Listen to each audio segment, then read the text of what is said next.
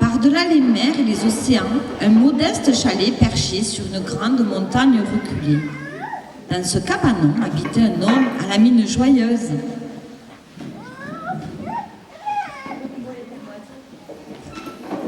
Plutôt rondouillard, toujours vêtu de rouge et de blanc. Cet homme dirige un peuple de lutins ailés aux oreilles pointues qui fabriquent tout au long de l'année des jouets pour les enfants du monde entier. Il se balade en traîneau, tiré par 9 rennes, dont Rudolf. Le renne au nez rouge. Il est le seul qui peut guider notre bonhomme en manteau rouge dans la nuit nuageuse de Noël. Vous avez deviné qui c'est? Mais c'est le Père Noël, bien sûr.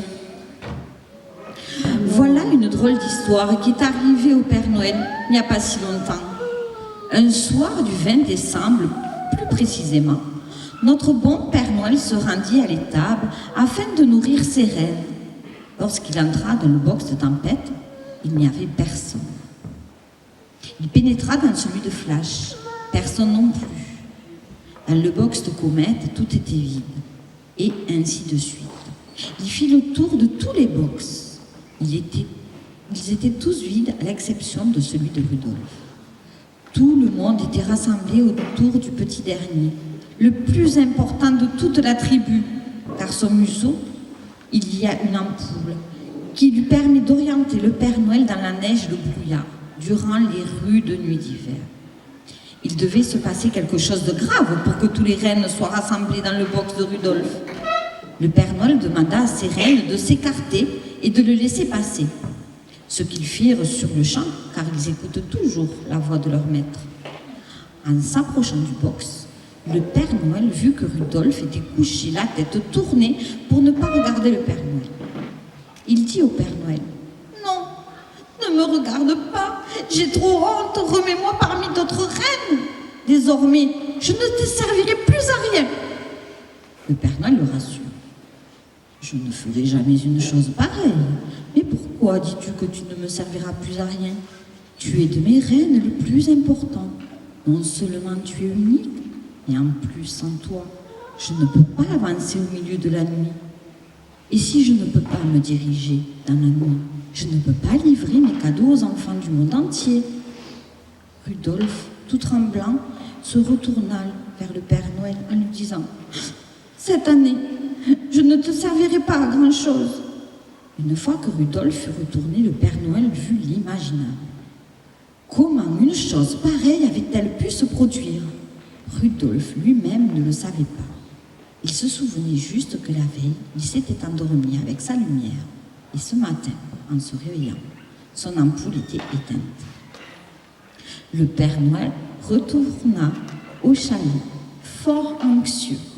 Il rassembla tous ses lutins et fit arrêter la production de jouets afin d'annoncer l'horrible nouvelle aux lutins.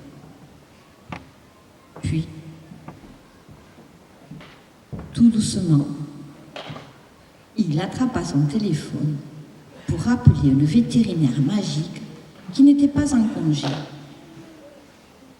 Quelques instants plus tard, le vétérinaire apparut sur le pas de la porte du chalet.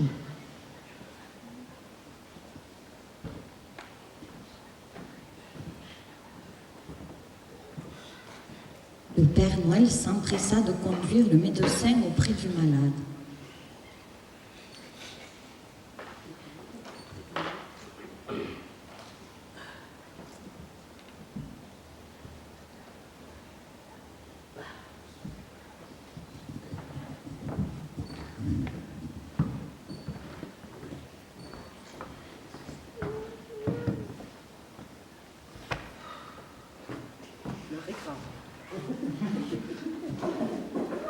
Le docteur annonça la pire des nouvelles.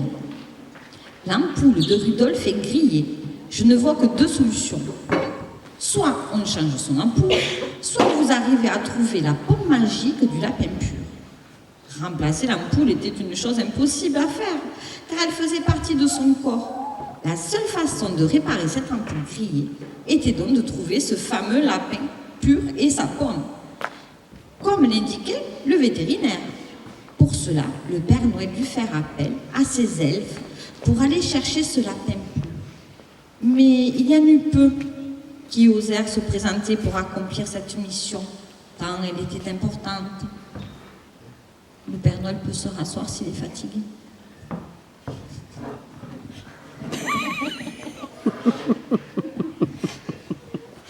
Celui qui fut sélectionné s'appelait Fantasia. C'était un petit elfe tout fin, châtain, aux yeux pétillants de malice en permanence. Il était toujours prêt à voyager, à découvrir de nouvelles contrées. Il connaissait d'ailleurs beaucoup de choses sur le monde extérieur. Le lendemain matin, le 21 décembre, Fantasia partira accomplir sa mission. En chemin, il rencontra un renard des neiges et lui demanda « Aurais-tu vu un lapin pur ?» «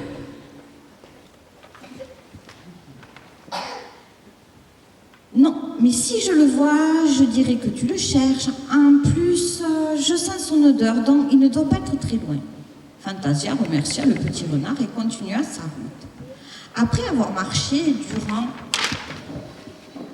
plusieurs heures, notre petit elfe rencontra un ours et lui posa la même question. « Ours, grand ours, roi du pôle, aurais-tu vu le lapin pur ?»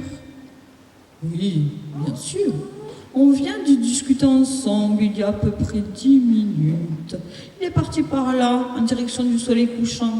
Il ne doit pas être très loin. Tu peux peut-être encore le rattraper. » Le fafardé courut,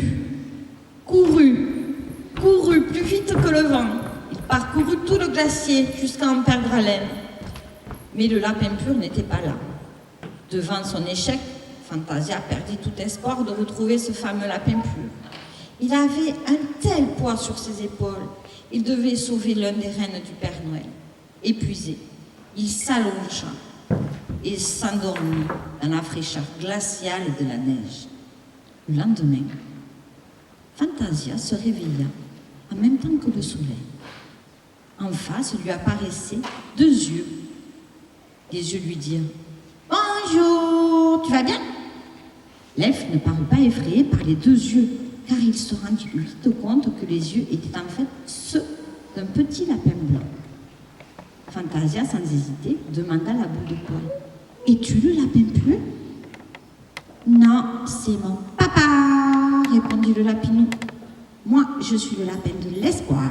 J'apparais devant toutes les personnes qui ont perdu leur espoir et je les aide à les retrouver. Dès que j'ai entendu ton cœur, qui avait perdu tout espoir, j'ai couru vers toi, aussi vite que j'ai pu.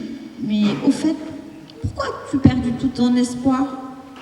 Fantasia lui expliqua toute l'histoire et surtout qu'il devait sauver l'un des reines du Père Noël.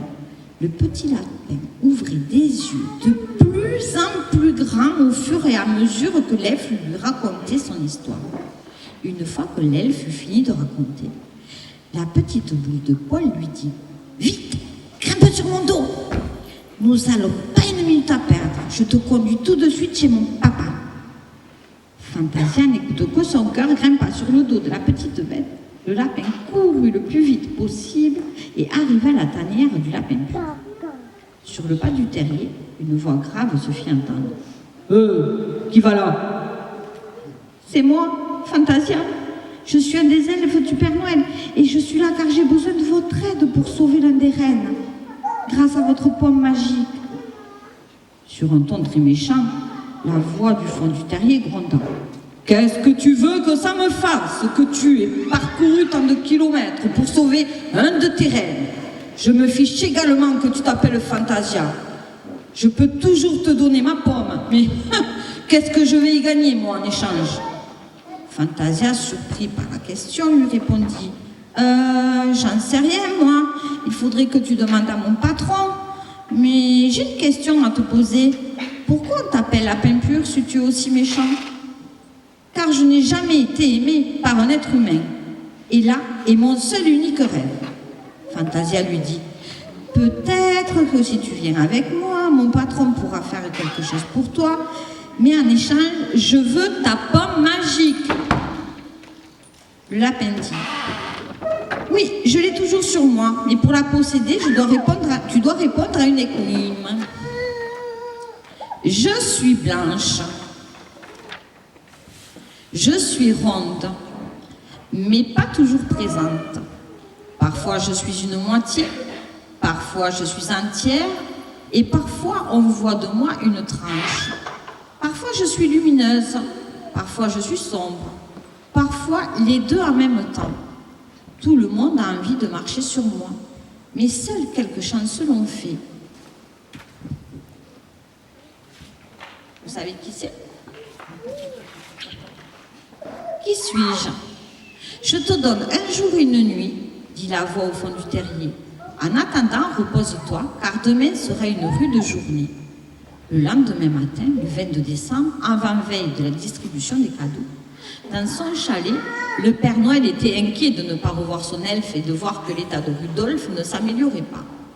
De son côté, Fantasia réfléchissait à l'énigme, mais la réponse lui paraissait trop évidente pour ses connaissances.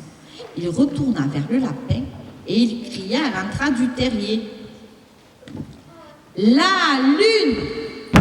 C'est la lune! La voix grave du lapin lui répondit timidement: eh ben oui, cette fois c'est la bonne réponse.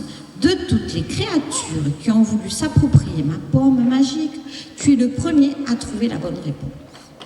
Le lapin sortit enfin de son trou et l'elfe put enfin mettre un visage sur la voix grave du fond du terrier. Le pelage du lapin était noir. Il possédait des yeux rouges comme la braise. Fantasia monta sur le dos du lapin et en moins de temps qu'il n'en faut pour le dire, il se retrouva au chalet. Le lapin fit recommandation pour donner la pomme à Rudolf.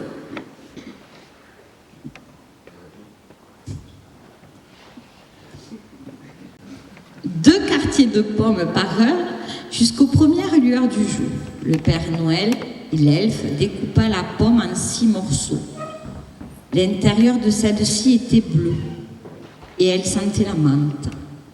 De minuit à 3 heures du matin, il donna morceau par morceau la pomme à Rudolf. Épuisé d'avoir veillé son renne toute la nuit, il s'endormit. Le 23 décembre, le Père Noël et l'elfe furent soudainement réveillés par une douce lueur rouge ainsi qu'une immense chaleur. Ils pensaient que c'était le soleil qui était en train de se lever. Ils ouvrirent les yeux et se rendirent compte qu'il faisait encore nuit. En réalité, il s'agissait de l'ampoule de Rudolf qui brillait de 1000 feux. Le renne était plus en forme que jamais. Le Père Noël et son petit elfe purent enfin aller livrer les cadeaux.